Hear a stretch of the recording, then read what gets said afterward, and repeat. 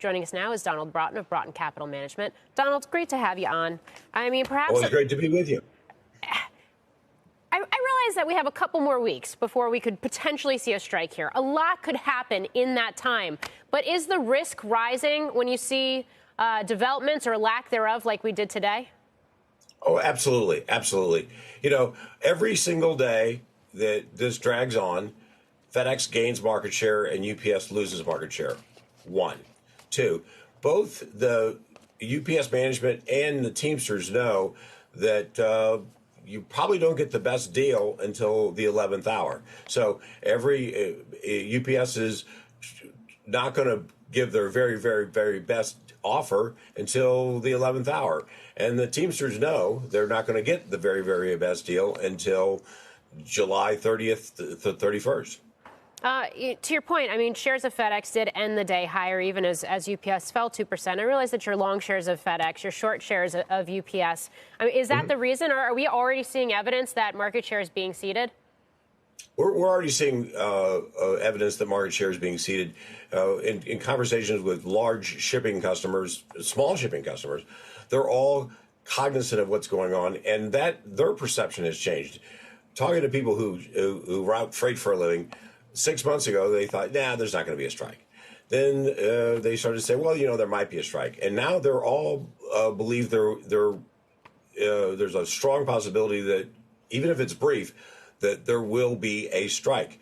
And that change in outlook has really driven a change in behavior, because if you're an e-tailer and you have a distribution manager who hasn't made contingency plans, and UPS goes out on strike, even if it's for a week, you need to fire your distribution manager, and everybody in that role knows that's the equation. Now, we're coming into peak shipping season when all of those containers carrying all of those goods for consumers come to shore, and you see those inventories rebuilt ahead of the fall and the holiday season. I mean, heaven forbid you actually see this strike play out, and then you layer on top of it the fact that you have a strike going on in Vancouver as well, which has ripple effects to the U.S. West Coast, too. I mean, what could we potentially be talking about in terms of the freight picture here over the coming weeks? Well, of course, it depends on how, if there is a strike, how long that strike lasts. That's a big if. But, you know, what's really also important to understand is two things. One, the reality of what the current labor situation is. If you go back to the United Auto Workers went on strike against John Deere, and they got paid an $8,500 signing bonus per person to come back to work. The locomotive engineers were on the verge of holding up the entire labor contracts for the entire railroad industry, and they got paid an $11,000 signing bonus to finally sign on the dotted line to agree. So UPS has looked at those, I'm sure. They look at what's happening right now with the Canadian ports. Unions are getting paid to strike. One. Two, the current leader, the president of the Teamsters, is a bully. He's a bigger bully than Donald Trump. If you look at what he's done, look at what he said, look at how he behaves, he has a couple of things he's trying to do. One, he's trying to extract as much as he can from UPS, get them signing bonuses, big increases in pay, but he has a bigger objective here, and that bigger objective is this.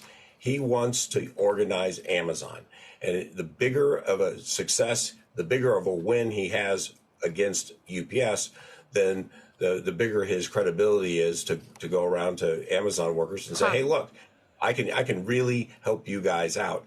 That's the real threat here, and understanding what's happening, it's not just UPS management bargaining with the Teamsters. There's a lot more at play. Interesting. Yeah.